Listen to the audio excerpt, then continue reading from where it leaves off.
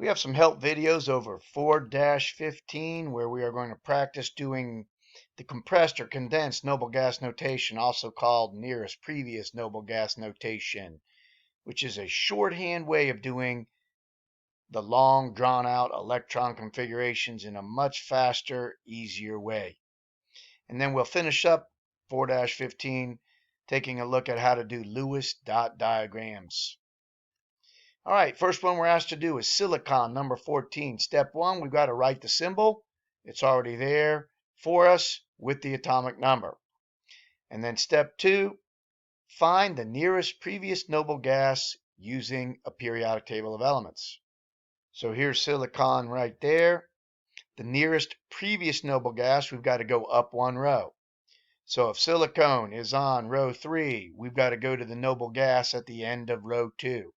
You can do that a couple ways. We can start with 14 and keep going backwards in numbers until we get to number 10, neon, and that is the noble gas we're talking about. We need to write neon 10, or you can just realize silicon is on the third row, so we need the noble gas at the end of the second row, which is neon. There's my row numbers. So I'm going to write neon 10. So we have neon 10 right there. Now all I have to do is fill in everything after neon 10 until I get to silicon 14. So here's neon 10 right there, number 10. Number 11 and 12 are in the 3s, so I would write 3s2. There's 3s2. And I'm going to go back to the periodic table of elements. I just follow the 3 over, and now I'm in the 3p. Silicon is the second one over in the 3p, so I write 3p2. And then I double check. It says it should be an S2P2. It's written right above there. So I'll make sure I have an S2P2 as the last things I was putting in. All right, so I have my 3P2. Yep, I double check the S2P2. Silicon should be an S2P2. There's silicon. It should be an S2P2, and it is. Now I double check my total electrons. 10, 2, and 2 is 14. That's how many we're supposed to have. How many valence electrons are there? Well, silicon is on the third row of the periodic table of elements. As we mentioned, there's silicon. I go back over. It is on the third row, third level, third period, whatever you want to call it. So its valence electron should also be in anything that's in the third period. It has 2 in the S. It has 2 in the P. So there are 4 valence electrons. It has 4 valence electrons, which means silicon should have a Roman 4 above it. So one last check. Silicon should have a Roman 4 above it, and it does. I know I have everything right. Silicon is finished. The next one we're doing is strontium 38. So I come back to the periodic table of elements. I'm going to find strontium number 38. They already gave us the symbol with the atomic number, so I don't have to write that. Strontium 38. It's on the 5th row, so I need the noble gas at the end of the 4th row, which is krypton 36. So if I just went 38, 37, and backtracked to 36, I would also be at krypton 36. Krypton 36 is the nearest previous noble gas. So I have krypton 36 written right there. Now all I have to do is complete the configuration by going to strontium's row. There's strontium's row. 36 was at the end of the row above it. So I went to 37, 38. There's strontium. It's the second element in the 5s, so I would write 5s2. I have 5s2 written there. I can double check my total electrons now. 2 and 36 is 38, so I know I have the correct number of electrons. That means strontium should be in the S2 column of the periodic table. So I go back here. Yep, strontium, there's S2.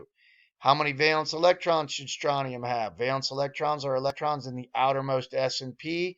It should have 2 valence electrons. That's what the Roman 2 stands for. I double check my noble gas notation to be sure that's how many it has. Yep. Biggest number's 5. Strontium's on the 5th row. It has 2, so I'll put a 2 right here. And now we're on the bismuth 83. So I've got to go to the periodic table, find bismuth 83. There's bismuth 83. I backtracked the numbers all the way back, and I would end up at xenon 54 as the noble gas in the row above it, because I would go from 83 all the way back to 55. and then I would continue back to 54. There's my noble gas. The other way to do it is look to see bismuth is on row 6, so I need the noble gas at the end of row 5. That's xenon 54. So now we're going to pick up right here. I'm at xenon 54, and I have to work to bismuth 83. So after 54, I go to 55. That's in the 6s. So there's two elements, cesium and barium. So I'll write 6s2. So I have 6s2 right here, and now I go back to the table. 6s2. After 56 comes 57. After 57 is not 72. So now I know I have to drop back down. This table is very nice because it gives me a red stop sign. I drop down after 57, and I realize that I have to count for the 4F, that says 4F, and there's 14 elements in the 4F. So I have to come back to my thing and write 4F14. So here we go, 4F14. After proceeding through the 4F14, I follow my numbers still. I'm at 72. 72 is right here, so now I'm in the 5D. How many elements are in the 5D? And I do count lanthanum right here. It's in the 5D. There are 10, so I'll write 5D 10. After writing 5D10, I return to the periodic table. 5D10 takes me right over to mercury, Hg80, and bismuth is the third one over in the 6p, so I'll write 6p3. Now I want to check my totals. 54 and 2 is 56. And 14 is 66, 70. 70 and 10 is 80. And 3 is 83. I have the correct number of electrons. And I look here, I have a S2, F14, D10, P3. 2, 14, 10, 3. I go back to the periodic table and double check. Above bismuth, I have 2, 14, 10, and 3. That is correct. Above bismuth's column, I see it's a Roman 5, which means it should have 5 valence electrons. So I go back to my drawing. Bismuth is on the 6th row of the periodic table of elements. So the valence electrons are on the 6th row. Once again, bismuth is on the 6th row. There's bismuth. It is on the 6th row. So its valence electrons are on the 6th level, and we should be looking at 5 of them. So here we go. Anything in the 6th. Here's a 6th. There's 2. Here's a 6th. There's 3. That is 5. So we are pretty rest assured we have this all correct. Our next one, we're doing a noble gas, xenon 54.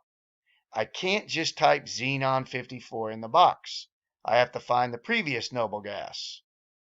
So I go back up here to the periodic table. There's xenon.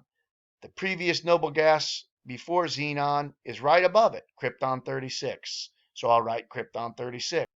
And now I need to complete, after krypton 36, I'm just going to go on to xenon's row.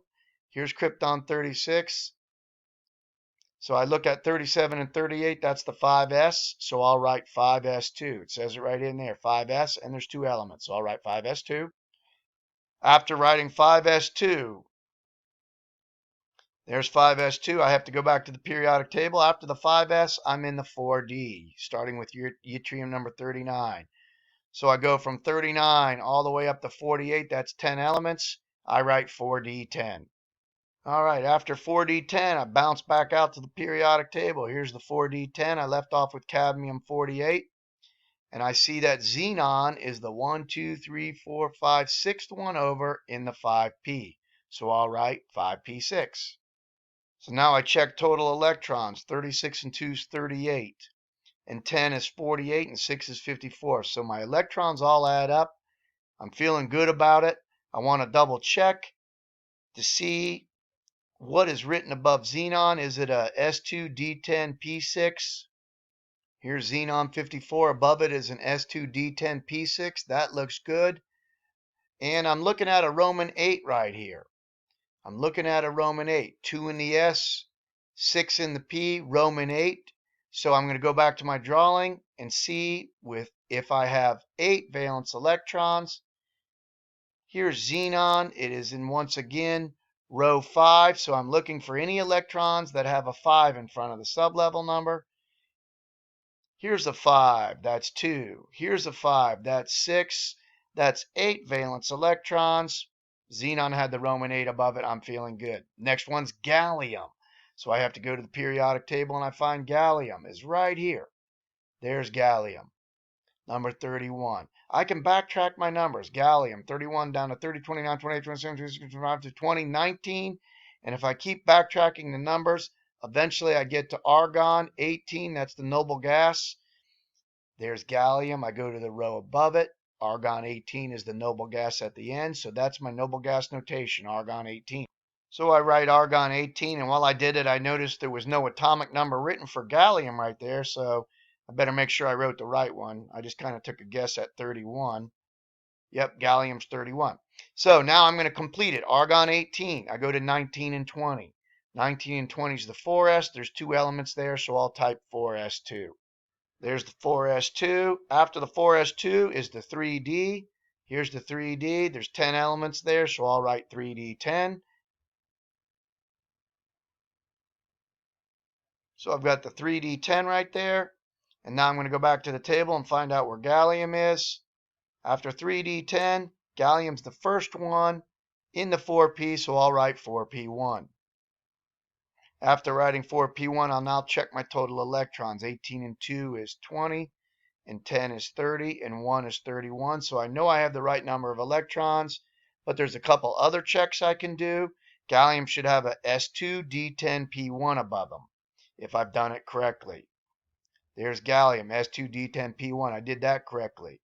I look above gallium and I notice it has a Roman 3, meaning that gallium has 3 valence electrons since it's in the main block.